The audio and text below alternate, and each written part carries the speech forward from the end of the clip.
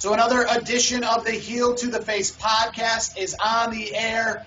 This past week, Joe Laurinaitis, better known as Road Warrior Animal, passed away, making both Legion of Doom members, Hawk and Animal, now deceased. So with them gone for good, Brandon, I ask you the question, what is something most you'll remember about the Legion of Doom?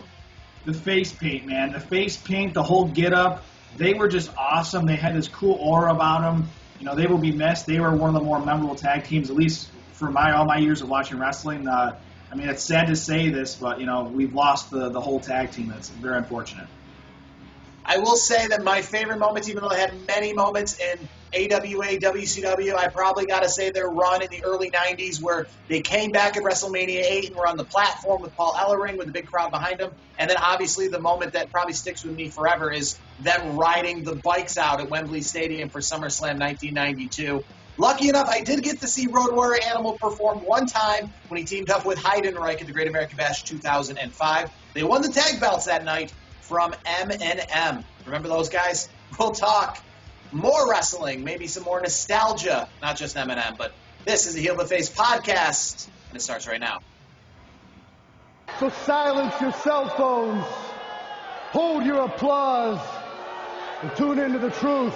Oh, you didn't know? Your ass better call somebody. Getting beat up by 9 guys in Syracuse, to me, there's not a whole lot of shame in.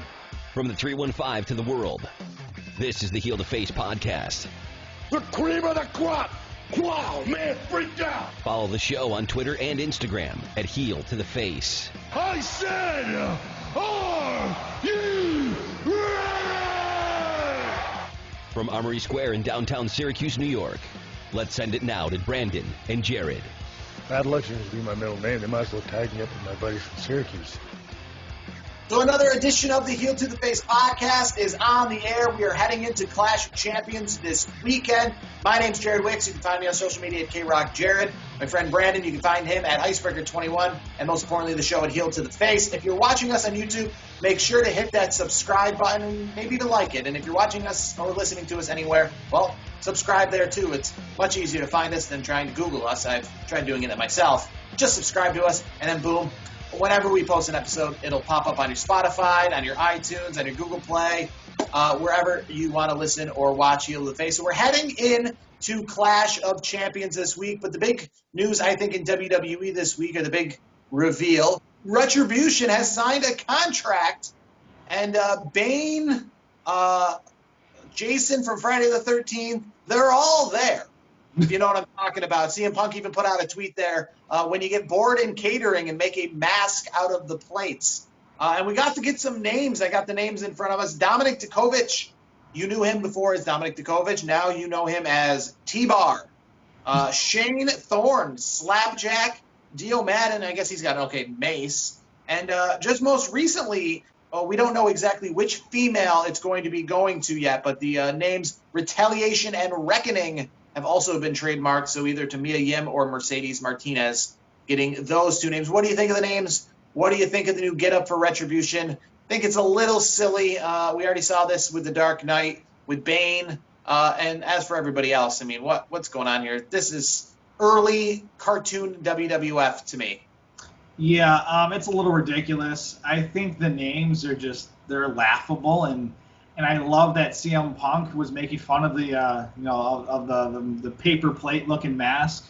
So I mean, Retribution, the members of that team I do like every single one of them. If you don't remember, Dio Madden left a nice cushy job at the commentary desk. Well, Brock Lesnar kind of kicked him out of that spot, if you remember. That was a big spot.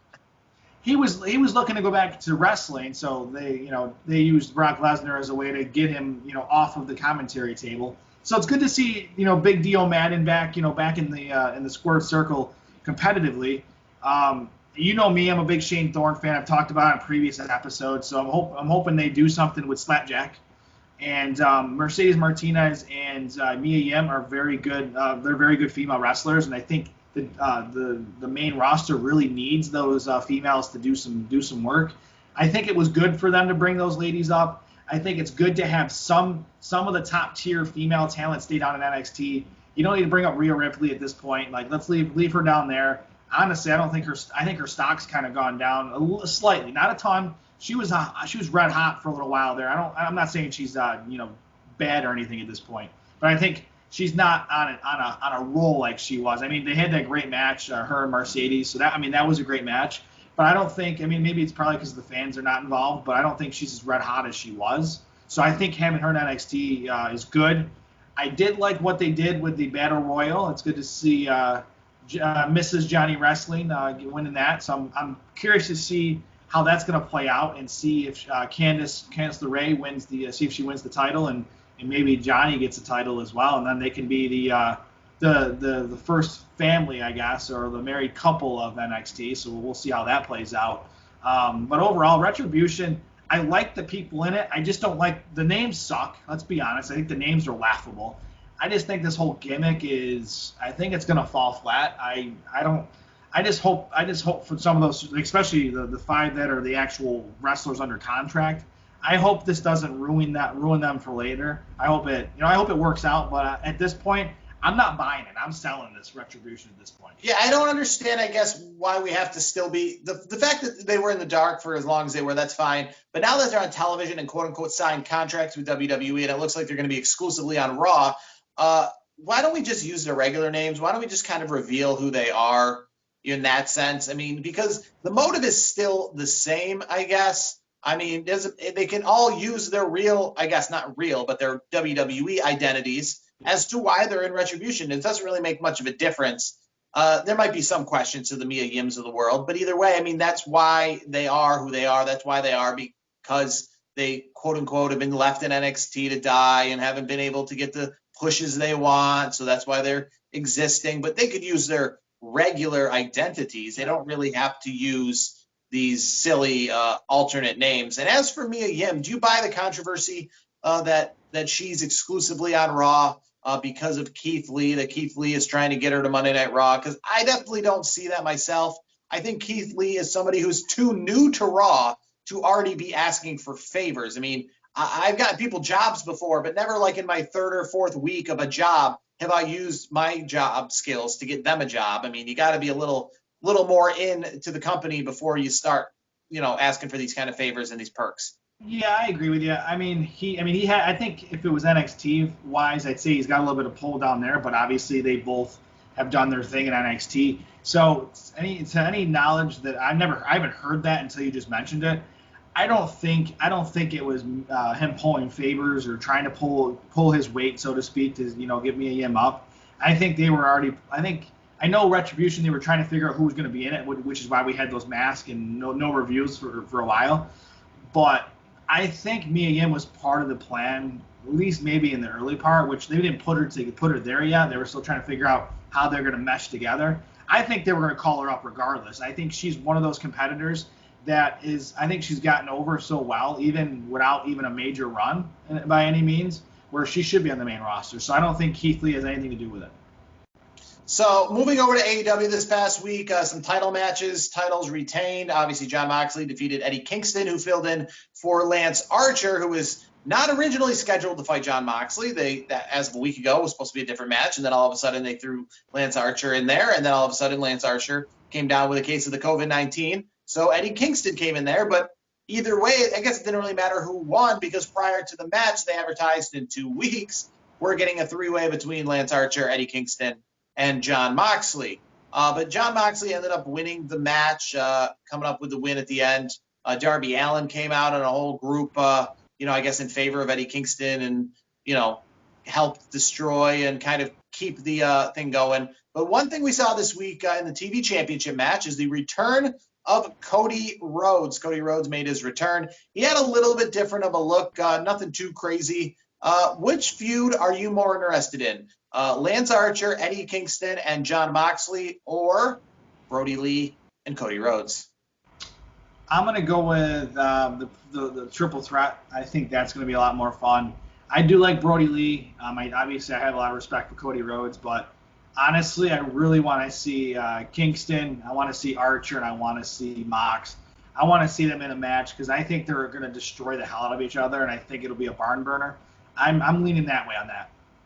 I definitely like Eddie Kingston on the microphone. He's been a pretty good bright spot for me. I'm enjoying that. One thing I wanted to mention, and we didn't really talk about it much last week. I guess it kind of flew over our radar because we just watched the wrestling without reading too much of it when it comes to some of the sentiments of some people like Mick Foley, Kurt Angle. But last week, the main event of AEW Dynamite was a parking lot brawl. We've seen this in the past. It's been a couple of years since I've seen a match like this. Remember John Cena, and I think it was, what was Jesus' name? If you remember the one guy who fought back in the day, Jesus, back on his, like, right when he got called up, and not to, back in the SmackDown days of Mordecai and Kazarni and Chavo Guerrero being a main eventer.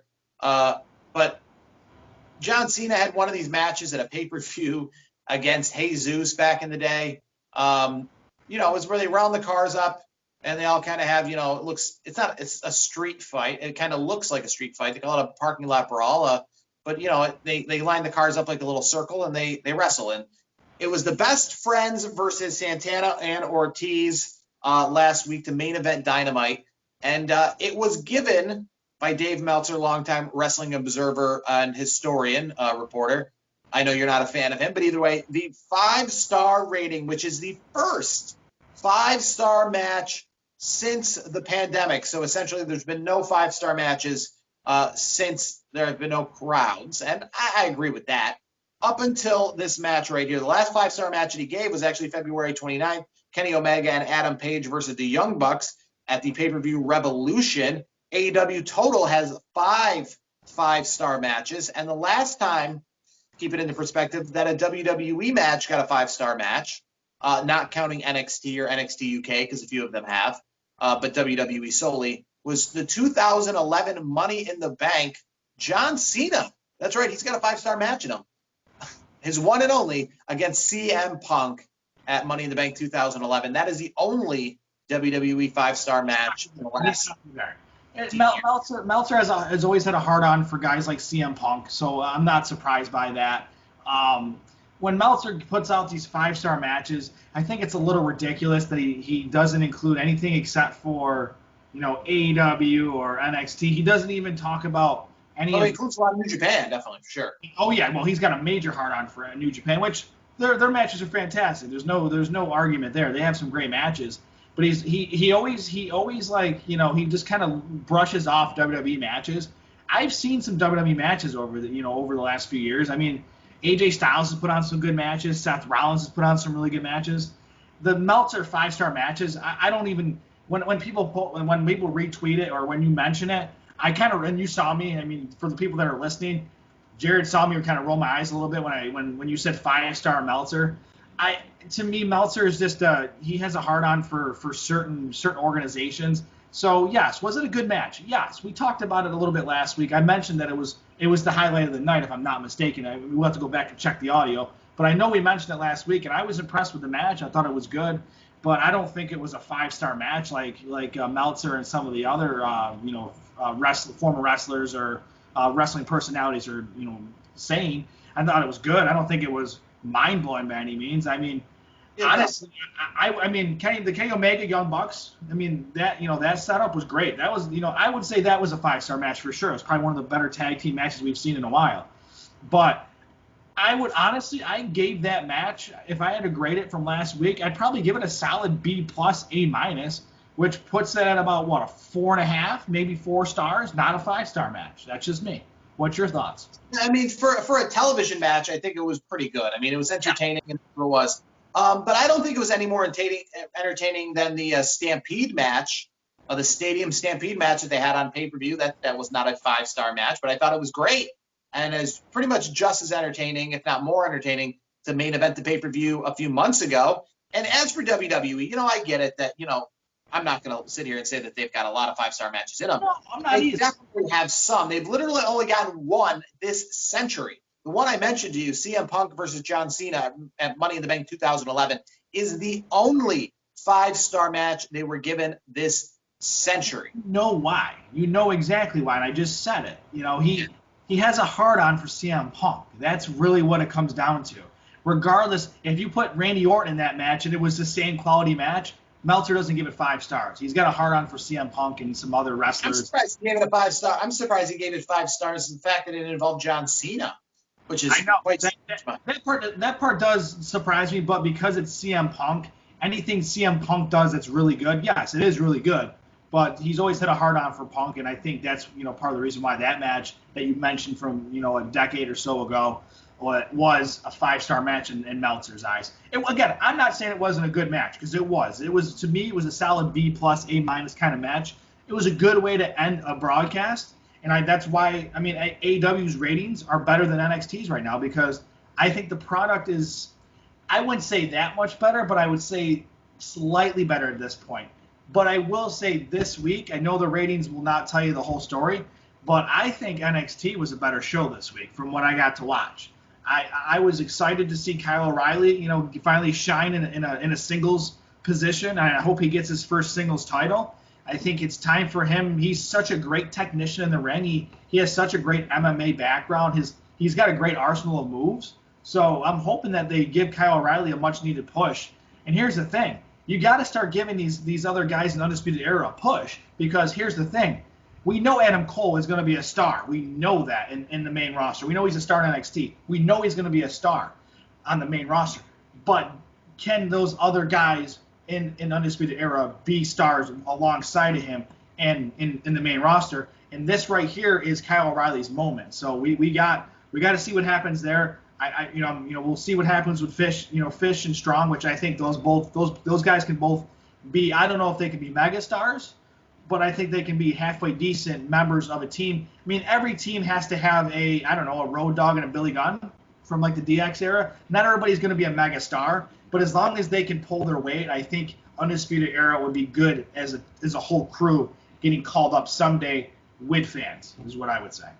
So, going back to the 5-star thing, I'm going to give you a chance yourself to tell Dave Meltzer where he went wrong. We'll give you some homework for next week. So between 2000 and 2010, here is the list of 5-star matches, because he's only got it's strange, and the reason I say this is because he literally has about 3 or 4 5-star matches per year from 2010 up until current. But for some reason, between 2000 and 2010, he only gave 7 matches 5 stars, completely not having any 5-star matches between 2007 to 2010. Here's his 5-star matches. He's got one from the year 2000, December 14th. I'm not going to pronounce any of these names. They're not any New Japan guys I recognize. But then we move on to the next 5-star match, which isn't until March 2003. For Noah, he had Kabushi versus Mizawa. I'm not sure of Mizawa. Obviously, I know Kenta Kabushi. Kenta Kabushi again in 2004. And then in 2004, he gave Samoa Joe and CM Punk in their second match of a Ring of Honor feud a 5-star accreditation. He gave a TNA match at Unbreakable's pay-per-view September 11, 2005. Christopher Daniels, AJ Styles, and Samoa Joe 5 stars. He then, in Ring of Honor, gave Kenta Kabushi another 5-star match with Samoa Joe, as well as another Ring of Honor match in 2006 at Supercard of Honor that had CIMA, that had Dragon Kid and Ryo Salto. Again, I'm not familiar with a lot of those guys, but that was at Supercard in Chicago right before WrestleMania 22. I actually went to Supercard right before WrestleMania 23, so apparently I did not see any of these 5-star matches. I thought I saw some decent matches at the Ring of Honor show, but those are the 5-star matches for 2000 to 2010. So the homework I have for you is from 2000 to 2010, you can leave WWE. You can say, is there anything at TNA? Because TNA was going pretty hot then. Ring of Honor, New Japan. For next week, come up with some matches between 2000 and 2010 that you think are worthy of, maybe not, they don't have to necessarily be 5-star, but they have to be I guess 5-star. In your eyes, 5-star. I already have one already in my head, and we've talked about this particular match on previous episodes.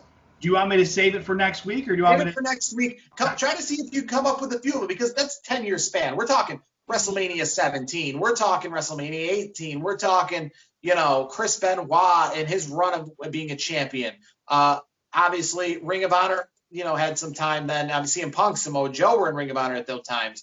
TNA, like I said, we're running. This was AJ Styles running rampant in TNA at the time, bumping up his stock, Samoa Joe. So next week, I'm going to come up with some. You come up with some. Like I said, there's only 7 matches within a 10-year span, none of them being WWE. So let us know what you think Dave Meltzer should have included in that 10-year span from 2000 to 2010 in 5-star matches. Because I feel that's not the heyday of wrestling. I'm not going to say that. But between 2000 and 2010, I definitely feel, when it comes to WWE at least too, the matches were probably better than 2010 to 2020. The fact that he can give CM Punk and John Cena a 5-star accreditation in 2011, I mean, that was really exciting and all, but I mean, there were some Iron Man matches in there between Triple H and The Rock at Judgment Day, stuff like that I definitely feel that deserved at least the same billing as John Cena, CM Punk, if not better. And not to mention, too, that whole summer of Punk, he fought more than just John Cena. I mean, he had the belt for a year, and he had some really good matches. Obviously, those were later on in 2011, 2012, 2013. But from 2001 to 2010, I definitely feel like there's something in there that's got to be worth mentioning. Oh, for sure. I mean, even if you just go 2000 to 2010, we can start right in the beginning of the decade for WrestleMania 2000. That's one of my favorite pay-per-views of all time. So yeah. I can go through stuff. I'm not going to tease what you're probably going to say, but I definitely know that there's a lot of tables, ladders, and chairs in there as well. So. The last decade, you bet your bottom dollar there is, and we'll talk more about that next week. I already got a few in my head, so I'm looking forward to comparing our list. So we're just going to get right into Clash of Champions this week. The pay-per-view coming up this weekend. We got the whole match card in front of us. What do you think about Asuka and Zelina Vega on the kickoff show? Somebody was saying, obviously Becky Lynch, she wouldn't get that kind of treatment. And you kind of wonder, is the championship make the superstar, or is that irrelevant? Meaning now that Becky Lynch isn't the champion of Monday Night Raw, is the belt a secondary thing? Is Becky Lynch, let's say, above the belt? Is that why she was never on the pre-show? Or, do you think Asuka deserves to be on the pre-show, or do you think it should be on the main card this week? I'll just say this. I don't think it has anything to do with Asuka. I think it has more to do with her opponent, Zelina Vega, who, and I'm not dissing Zelina Vega by any means. I think she's come a long way in her in-ring ability. I mean, when she came up through the ranks in WWE as a valet, we all knew that she did some wrestling before coming to WWE, so we knew she had a little bit of training, a little bit of tools ready to go, but they never used her. But I think giving her a title match so quickly, I think that's the reason why it's kickoff worthy. I feel like if they would build this up a little bit and, make it a good feud where there's a little bit of back and forth for even like a month or two, then it would be better to put it on a non-kickoff format. But because you're kind of throwing it in there so quickly, and it's nothing against Zelina Vega, but because of how quickly they kind of put this together, that to me is the main reason why it's a kickoff match, not a main card match. So I guess the question I have for you right now, and actually I can't even think of who it is offhand, but this is the Clash of Champions. It is the one night a year, they say, where every championship is on the line. And looking at the card, I noticed the Cruiserweight champion is not on the card. Where do you put 205 Live in the WWE landscape? Is that NXT now? Is that WWE still? What's going on with 205 Live? I'm not going to say start mentioning matches or anything like that. I'm just saying, where do you find 205 Live in the world of importance? If you're Vince McMahon and you just look at that as a brand, what are you trying to do with that right now? There isn't much you're really doing with it. I don't think Vince really values that product as a commodity at this point. I would honestly, and this is not a dig on NXT UK, but I think it's below NXT UK. And NXT UK is a pretty decent product. So I think it's the bottom of the barrel. That's that's part of the WWE umbrella. That's not like like Shimmer, things, the other independents that are like kind of like the double A of WWE. I would say it's above that. I would say it's above that. I would definitely say, though, this is a good indication of where they see it, because if they really wanted to elevate it, I definitely say the matches should be on pay-per-view, because there are a lot of people out there, especially with the pandemic going on and the product not being the greatest when it comes to, no live fans in attendance, so no excitement to go to an event. The show's not really doing anything too spontaneous because of the fact that, wrestlers have to quarantine for 14 days prior to showing up. So, there's nothing too wild, no celebrity appearances, that kind of stuff. But so a lot of people are kind of just watching the pay-per-views and not watching all of the programs every single week. So if every single pay-per-view you found a way to put the Cruiserweight Championship on the pay-per-view card right in the middle, I mean, that would be really good for it because that would make people watch 205 Live and the Cruiserweight Championship at least once a month, which is way more than they're watching it right now. It would make them know who the current champion is. Maybe they make sure to never defend it on television except for at the pay-per-views so that you always know if you don't watch 205 Live who they are. And maybe it might encourage you to occasionally, if you get behind some of these people, like I did when 205 Live first started, the Enzo Amores of the world, the Tozawas of the world, getting the TJP, those kind of guys.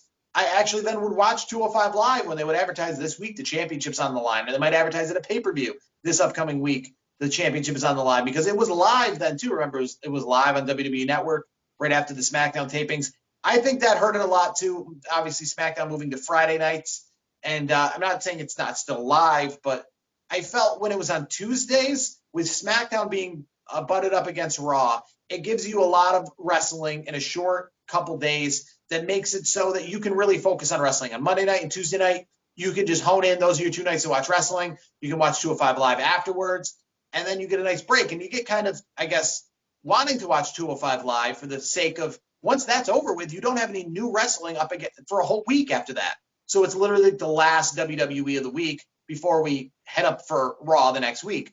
But now, once SmackDown, I feel, is so late in the week that now it just doesn't have that excitement it did when it was on Tuesday nights. I think it had a lot of excitement on Friday nights when it was brand new and in front of an audience. But now that it's later in the week, I feel like it feels like SmackDown back when it was on Fridays years ago when it was on tape delay. It just feels like, nothing is going to happen that's really that important on SmackDown that's going to affect the pay-per-view, because now pay-per-views are only 24 to 48 hours away. When it was on Tuesday, I felt like stuff could still happen prior to a pay-per-view. And now that SmackDown has kind of lost some luster because of that, then 205 Live obviously easily going to lose its luster, congruently with it. So I think a thing is, especially at a pay-per-view like this, it should probably be on the card. And if it's on the pre-show, don't bother, because that's like being not on the card. Yeah. But if it's actually on the card, that might get some interest in it. But moving back to the Clash of Champions card itself, Bobby Lashley, Apollo Crews, your favorite guys, the Hurt Business. They're going to be out at ringside, I assume, for the United States Championship. Who you got in this match, Bobby Lashley or Apollo Crews? You got to keep the belt on Lashley. You got to keep the Hurt Business, keep the business booming, so to speak. I just can't see them just keep passing that like hot potato, back between Lashley and Crews. To me, it just makes no sense. So I think Lashley, it's better to keep it's better for business. Again, the word business, better for business to keep it on Bobby Lashley. Tag Team Championships of Raw are on the line. Andrade and Angel Garza versus the Street Profits. Imagine Zelina Vega may not be with them there because she's got her own championship match in front of her. Who you see leaving with the tag belts? I'm going to pick Andrade and Angel Garza. They need a little bit of a push, so I'm taking them. Yeah, me too. That was that's the match I was kind of owning in on a little bit. I think that will be a definite title change, in my opinion. And I think it'll be good for Garza and Andrade. I think having Zelina out of the picture, I think it'll be good for them to see how they stand out without a valet. So I'm curious to see how they do. And I honestly, I think it's time for the Profits to lose. I think the Profits need to lose the titles. All right, Jeff Hardy, AJ Styles, and the other so-called Intercontinental Champion, Sami Zayn, a triple threat match for the Intercontinental Championship. Who you got? This, to me, I think has the potential to be the match of the night. You got literally AJ Styles, Sami Zayn, Jeff Hardy, 3 guys that were made for a ladder match. In a ladder match, the IC title on the line. I'm taking Sami Zayn. I'm taking Sami Zayn. Who you taking? I'm one of those folks. I'm on the AJ Styles or Jeff Hardy side. I am so annoyed with Sami Zayn. He just annoys the hell out of me. And yes, that's what heels are supposed to do. I totally get that. But it's not even that. It's like the way he plays a heel, it just rubs me the wrong way. I just don't like it. I don't think I think the gimmick's just, it's just run its course. So I think if I had to choose, I would keep things rolling with Jeff Hardy at this point. I think it would be better for Jeff to have the title. And honestly, I would like to see AJ Styles away from this title. I'd like to see him in a future match against Roman Reigns, the new and improved. I would like to see him back in the world title picture. I feel like he is taking a back seat and a back step, if you will, in this whole IC feud, kind of getting forgotten about since his pretty much main event match at WrestleMania against The Undertaker in that Boneyard match. Yep. He's taking a step backwards. As we move to some people, I don't want to say they're taking a step backwards. They might have taken a step to the side.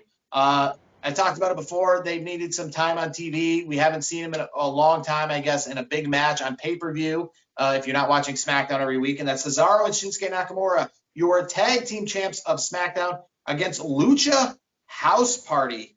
They haven't decided exactly who it's going to be. Kalisto, Gran Malik, and Lince Dorado, which two of those three are going to be in the match. But, I think either way, I think Lucha House Party, if they win this would be a huge, probably their biggest win ever.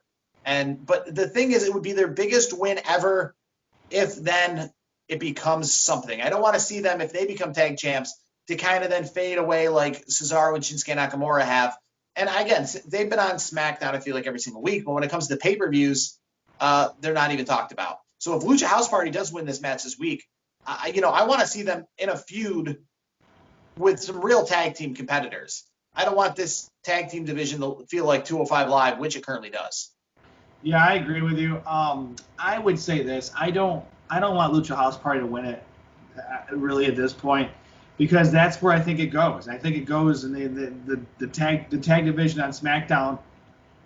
It just becomes another exhibition of the lightweights, which the 205, which again we just talked about just moments ago, that has been forgotten brand. I think having Cesaro and Shinsuke as the tag team champions is the right move, and I think they need to keep the belts on them. I think it's better for them. I think Cesaro and Shinsuke have been kind of, like you said, they've been kind of just sitting there, like they're kind of just in the middle of the ocean, just kind of floating, just waiting for a push, and those are the kind of people that, WWE is just forgotten about, these two talented individuals. And here's the thing, and I'm just going to post this out here. Meltzer had Shinsuke Nakamura in a couple 5-star matches the last decade. Yeah, and here's the thing. Cesaro is one of those guys who also can put a 5-star match together. My thing is this. I would not blame Cesaro or Shinsuke when their contract expires to run to AEW, because AEW will know how to use those guys, because Shinsuke and Cesaro are two of the best in-ring performers in the business today. And when you don't use them and use other people that have they can't even hold Shinsuke or Cesaro's boots, their wrestling boots. That to me is a slap in the face to tremendous wrestlers. And I get Shinsuke has the language thing, and Cesaro, I don't know, I don't think he's that great on the mic. That's why you need to have somebody like a Paul Heyman, a mouthpiece for those guys to make them even better, because the in-ring is fantastic. The mic work is what it is. You can't blame Shinsuke. The guy, it's not his natural language is English, and I think Cesaro knows 8 languages. So I think he's a little awkward on the mic. I think he tries, but I just don't think he's that great on the mic. And I think that's what's hindered him. I think that's the same thing with Shinsuke, is the language barrier. I think they need to have somebody that is a good mouthpiece. Honestly, I know we were just talking about her just a moment ago, but like Zelina Vega would be perfect as What about Carmella when she comes back? Who? Carmella. There's obviously the rumors that she's going to be the woman. What about her? I don't have a problem with that. I think Cesaro and Shinsuke need a good manager to help be their their advocate, so to speak, to sell them. Because let them destroy people in the ring, and then let their manager handle all the mic work, and you're good to go, perfectly fine. And then that's the way you use those guys. All right, so the women's tag team championships, the new champs who won it last pay-per-view at Payback, Nia Jax and Shayna Baszler against the Riot Squad. Can Nia Jax and Shayna Baszler coexist? I think they coexist enough to retain the titles. I don't see the Riot Squad winning at this point. I think WWE is going to roll with this Jax and Baszler deal for a little while, where they dislike each other, and I think I don't know. I'm hoping they, after a while, it runs its course and they actually become friends out of the deal on screen, and and then maybe they become friends for a while, and then eventually they flip back, to Bailey and Sasha Banks. Exactly. That's exactly what I'm saying. So Bailey is the Raw or the SmackDown Women's Champion still. She takes on Nikki Cross for the belt. That'll be on the main show. Do you see Bailey retaining, or maybe Sasha Banks get involved, cost her the belt? What are you picking? I mean, if Bailey is going to lose the belt, it would not be a clean loss. It would be a Sasha Banks interference. I would say this. I still think Bailey holds on to the title. I think having her, retain that title, she's had it for so long at this point anyways. I think they should just let her run with it until WrestleMania and then set up a Bailey and build this up, Bailey and Sasha at WrestleMania in front of fans, hopefully in next year in a few months. So the two main event matches, we'll start with Roman Reigns, the Universal Champion, his first defense against Jey Uso. I don't necessarily know if it's going to be this week, because Roman Reigns has been talking a lot lately on podcasts and other places that WWE fans don't like the slow builds like they should, and he wishes they did. If he's talking slow builds, then maybe he's talking about his matchup with Jey Uso maybe being a little slower. But either way, I think eventually Jey Uso and Roman Reigns, they are not going to coexist. But what do you see obviously happening? I think we can both agree Roman Reigns is winning the belt. I guess the question I'll have for you is, Roman Reigns and Jey Uso going to have a complete explosion this week, or is it just going to be Roman Reigns beating him and maybe Jey Uso shaking his hand afterwards? Honestly, I think it's the latter. I really think this, and I already told you this, as crazy as it sounds, I think the bloodline is going to be building. I really do. I think the bloodline, that Samoan, and I saw some pictures all over the internet, of course, where they were showing like pictures of Roman and the Uso brothers, the whole, Rikishi, the late great Umaga, Roman's brother as well. I mean, I think the bloodline would be cool. I think it's going to be a good match. I don't think it's going to be a squash. I really don't think it's going to be a squash. I think Jay's going to get his shots in. He's going to probably get a near fall or two, but Roman's just going to turn around and win the match. And I do think at the end of the match, when Roman, has that title right there, lifting it up at the end of the night, I think him and his brother, or in real life his cousin, will be fine. And I think they'll start building that bloodline. I see eventually, if not at this pay-per-view, and probably not at this pay-per-view, but maybe down the line, Roman Reigns going out there all by himself. I don't see him tying with this bloodline, and the reason I definitely have a light at the end of the tunnel, and we've been talking about it for years, but he might be a loner, and they might have to, I guess, recruit the likes of a certain someone within his bloodline to bring him back to reality, and that guy's name is The Rock. So that's what I see, I guess, where this could go. Even if The Rock's not involved down the line, let's say next year WrestleMania, I definitely say Roman Reigns, to keep this character going, he's eventually got to, if not now, soon, go on his own, be a Brock Lesnar kind of guy, have no allegiances. We already have the Hurt Business and groups like that and Retribution. We don't need any more on SmackDown, I guess, is the best way. We don't. My eyes, I'd rather see Roman Reigns on his own. I don't disagree with it. I don't think it's a bad move, but I'll be honest with you. I think a lot of fans, I mean, they might not agree with me. They might agree with you more so. But how many wrestling fans would love to see a Samoan bloodline? And we all know the lineage of all the great wrestlers throughout the years of that Samoan bloodline that they're all related, It would be cool to get them to be, this faction. I think the bloodline would be really cool.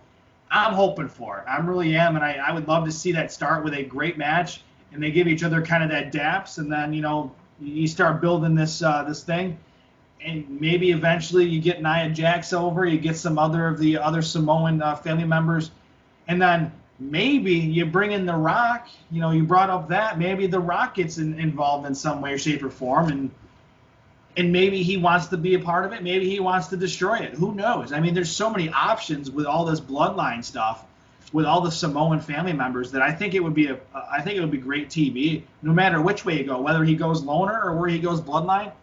I just want him to be with Paul Heyman. I think this has been money. I think it's been the best thing on wrestling. And, you know, I know we're recording right before SmackDown on Friday night. It makes me want to watch SmackDown because I want to see what's next for Roman Reigns and Paul Heyman. That's the only thing I really look forward to on SmackDown right now. And I think keeping Paul Heyman and Roman Reigns together for the long term is really what's best for business. And even the AEW champ, his old brother, you know, from the Shield, Jon Moxley, came out and praised it. He keeps an eye on it. He loves it as well. So even when your competitors are loving it, even Chris Jericho said something about it recently, you know you got to keep doing it because people want to see this thing keep going and see how Roman Reigns does with the advocate Paul Heyman by his side. Well, the main event we move on to, we finish out the show with Drew McIntyre, Randy Orton, an ambulance match. You know, I'm going to say Randy Orton, you know, I've heard this ambulance match is set up to preserve Drew McIntyre, to not make, but I guess my question is it to preserve him for a rematch against Randy Orton, or is Randy Orton going to leave with the belt? What is your prediction? I hope they don't put the belt on Randy at this point. If you're going to do anything for Randy, because of his history, you know, all the title reigns he's had, he's been around for so long. He's been a face of WWE for years.